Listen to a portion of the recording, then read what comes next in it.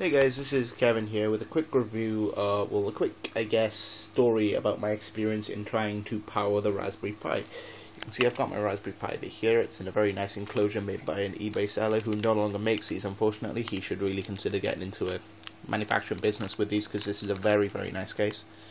You can see it's got the Raspberry Pi logo on top. It's a very well made case, very little wobble. But anyway, that's not what this video is about. This photo is about my experience in trying to power the Pi. Now, I had no trouble in powering it off a USB port on my computer, but there was one problem with that. There was just not enough, because of the poly fuses on the board. You can see, where are the poly fuses on here? Ah, there you go, the poly fuses in the corner, but let me just, I don't know if I can do this, but you can see the poly fuses here.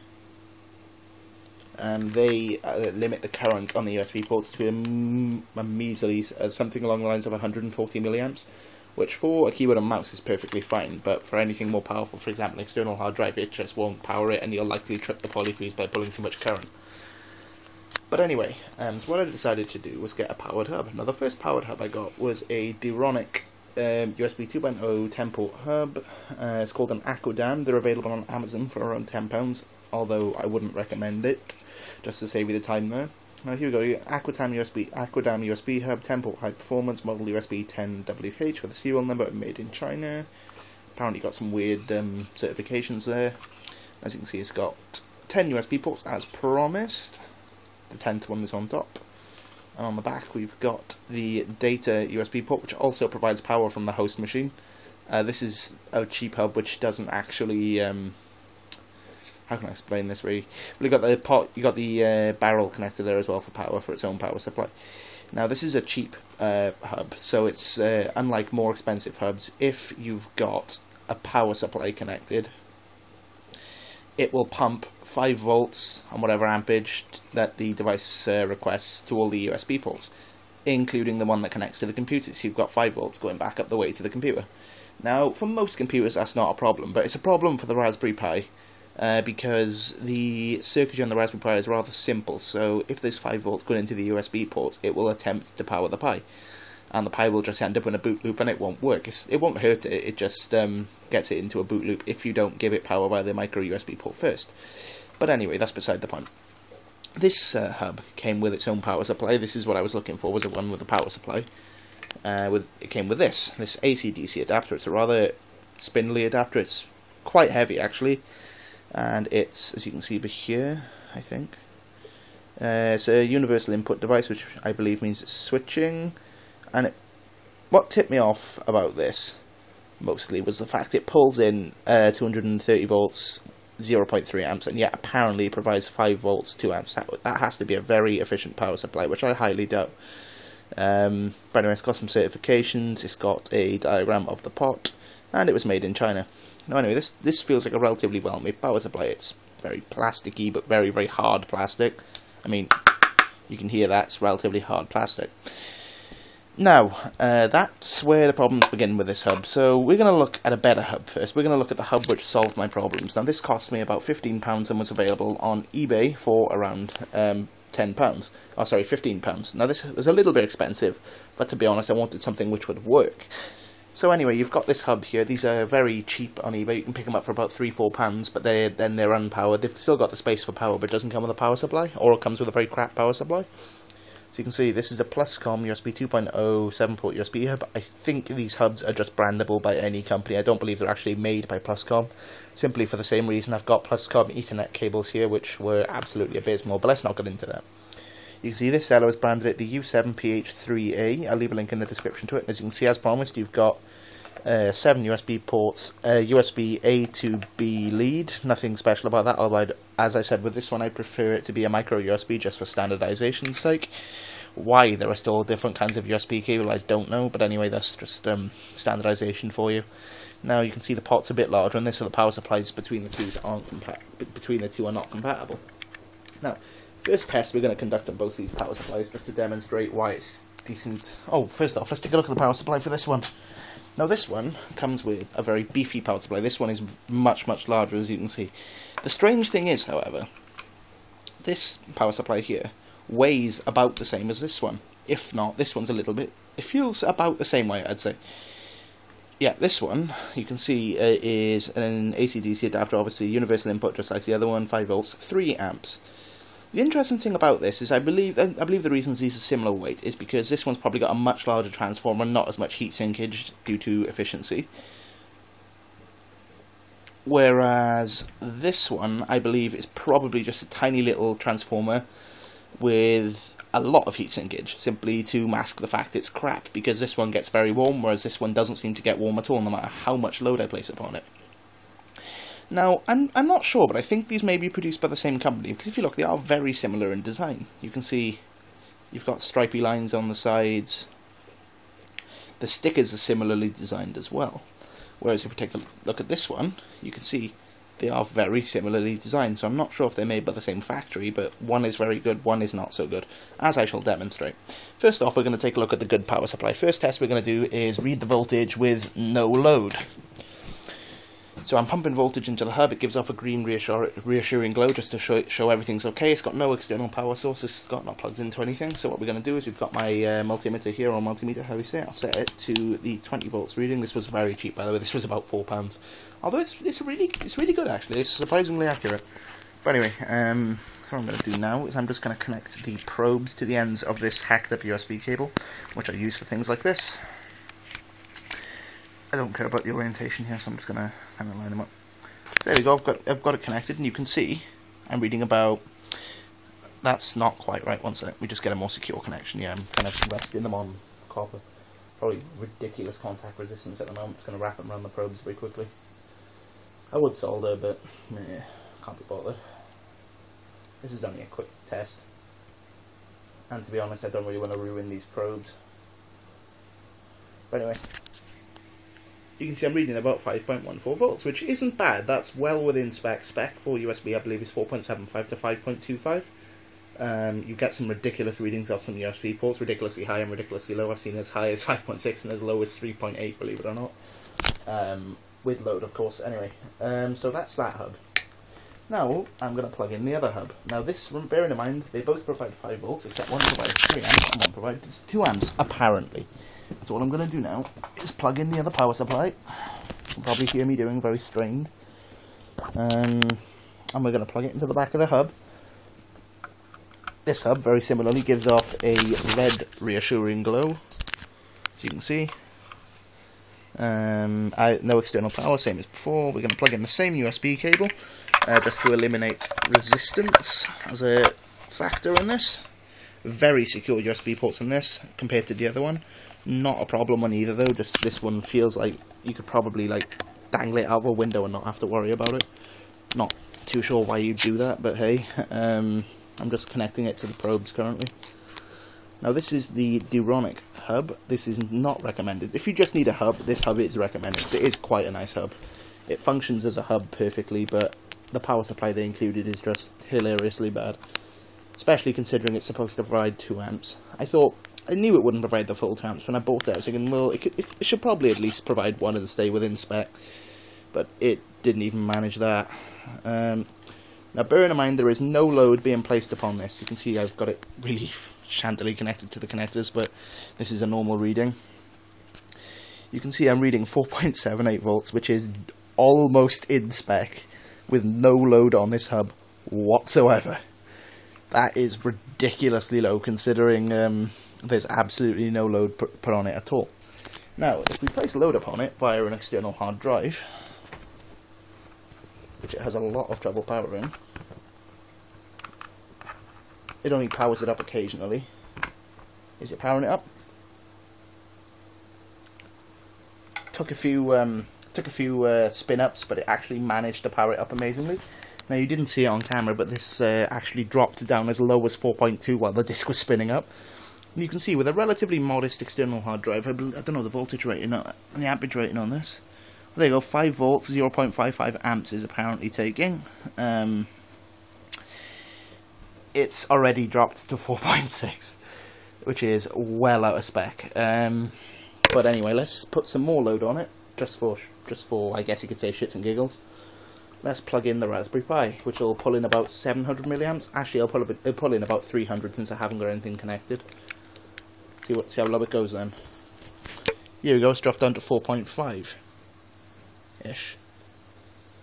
You can see as the Raspberry Pi is powering up, it's dropping down. And I don't even believe it's sufficiently powered. Oh, it's booting actually, it's managed to power it. This voltage is absolutely ridiculous, and if I was to read the voltage off the actual Raspberry Pi, it would probably be as low as about 4.1, 4.2-ish because of the polyfuses. Let's put some more load on it for more shits and giggles, shall we say. I am now going to plug in one of my tablet computers for charging. So I'm plugging in a... Bearing in mind, we still haven't taken this power supply out of spec. We're drawing about, I'd say, about an amp at most at the moment. And it's already out of spec. So let's plug in one of my tablet computers, which I'm just going to get now. So I might as well take you with me. My room's a bit of a mess at the moment, but anyway. I actually have two of these. Don't ask how. I just ended up with two. I shouldn't have two, but oh well. So here we go. We've got my two tablets. Let's just plug one in. Which one needs charging? I don't know. I don't really care. Here we go. There we go.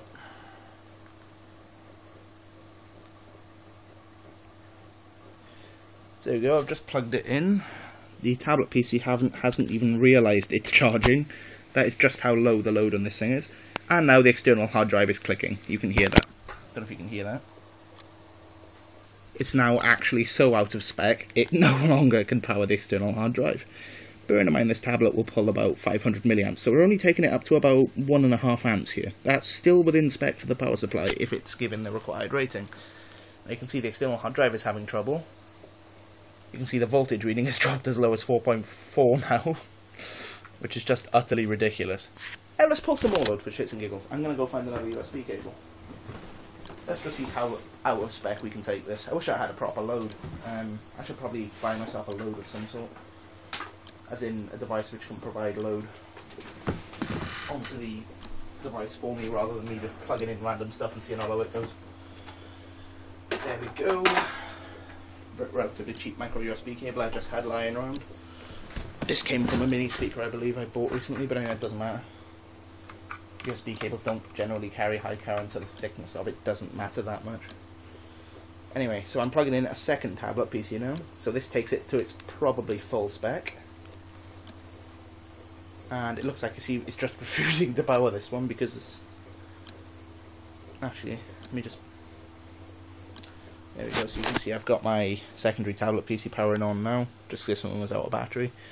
You can see it's still in the 4.4-ish range. I think it may just be refusing to power this USB port now. I'm not sure how intelligent this hub is. I'm not sure if it's actually got power negotiation or anything, but you can see the voltage readings are just ridiculous. My external hard drive is having trouble. I wouldn't be surprised if the Raspberry Pi was having trouble. The LEDs look slightly dimmer than they usually do. And the power supply, this itself is freezing. This doesn't produce any heat. The actual hub itself is good quality. The power supply, however, lets it down big time. Now you can see my tablet PC has not even realised it's charging. That is just how bad this hub is. And the power supply itself is already quite warm. I can feel warmth off it already, which is just ridiculous. It's been on about 5 minutes. Anyway, enough crappiness. Let's look at the proper hub. Now this hub, there you go. This tablet PC is just fully powered on, and it's back off. That's interesting. Oh, that'll be the USB OTG. I can see there's very low voltage passing. That just shows how cheap the hub is. These tablets support USB OTG, basically pumping voltage in the other direction to power devices. And I'm guessing that's just a low voltage which is being pumped along the rails just to detect if a device is plugged in or not, like a keyboard or mouse, which is pretty cool actually. But anyway, let's unplug this crappy hub. This is what I'm just doing at the moment. I apologise you can't see. And now let's do the exact same test on a good hub. Now this hub was around £15, as I said it was £5 more. It wasn't even a properly branded, as I believe these are just produced by some Chinese supplier and can be branded by any company as far as I'm aware. It's plugged into an unbranded power supply. Anyway, first test we'll do, same as before, we'll read the voltage with no load. Now I was amazed by how good this this supply handled. When I got it, I noticed the similarities in power supply between this and the other. I was thinking, oh god, this is going to be another cheap one, isn't it? And I was suspecting I was going to get the same sort of problems I had with the other hub. But anyway, I've now got that connected to the probes. You can see already I'm reading a much better reading, 5.13, which is well within spec. As I said, 4.75 to 5.25, and it's reading about a little bit high, but there's no load, so that's fine. Let's plug in a relatively high current device, my external hard drive, while reading the voltage, of course. I'm just plugging it into one of the ports. There we go. Now we can see we're reading about 5 volts, which is perfect. It's dropped almost perfect in spec. There's a bit of fluctuation at the moment. That's just because the external hard drive is powering on. It'll settle down in a sec, as you can see. But as I said, this is a cheap power supply. We can't expect too much stability out of it. Anyway, let's plug in the Raspberry Pi, another high current device. And I've broken the probes. Let me just reconnect the probes. I should have probably made a proper rig for this, but anyway, we've plugged in the Raspberry Pi, another relatively high current device, and it's still reading about 5 volts. As you can see, it hasn't dropped much. It's having a little bit of trouble, but nothing dramatic. Still within specs. Any USB device would have no problem with this, and you can see the Raspberry Pi's LEDs are already much brighter lit. Anyway, let's plug in another high current device, a tablet PC. See if it recognises it's charging this time. Oh, the other one switched itself off, so I'll have to power it back on. Right, I've now got that connected. That's one tablet PC. Here comes the second.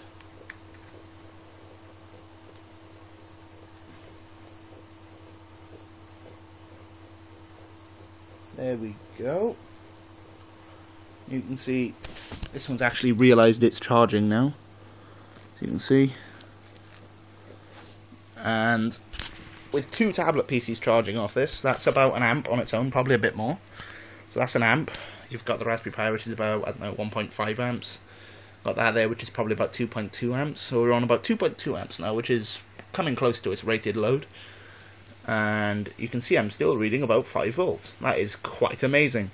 Let's plug in another device. Bear in mind I've got 2 tablet PCs, an external hard drive, the Raspberry Pi, and a multimeter all connected to it, although the multimeter's putting barely any load on this at all. Let's plug in, I don't know. I don't really have many more USB devices. How about a USB mouse? Why not? I just knocked about 8,000 things off my desk. Things I do for these videos. Anyway, you can see now I've got my mouse plugged in. No problem powering that, of course, because this is, I don't know what's this rated at. Doesn't actually say. Good mouse, by the way. M6800 is a relatively good mouse. You can see now with that connected, we're still reading well within spec. So that's what, 1, 2, 3, 4, 5, 6 devices we've got connected now, and we're still not having any trouble at all. And now, just for shits and giggles, what are we going to do? We are going to power a hub off a hub. Why not? There we go. I'm now powering a USB hub off the power supply. I'm powering a USB hub off a USB hub which is being powered by a wall wart. Now, just to prove this isn't a restriction on the actual hub itself and is the power supply, I'm going to plug in the tablet charger into the secondary hub while it's being...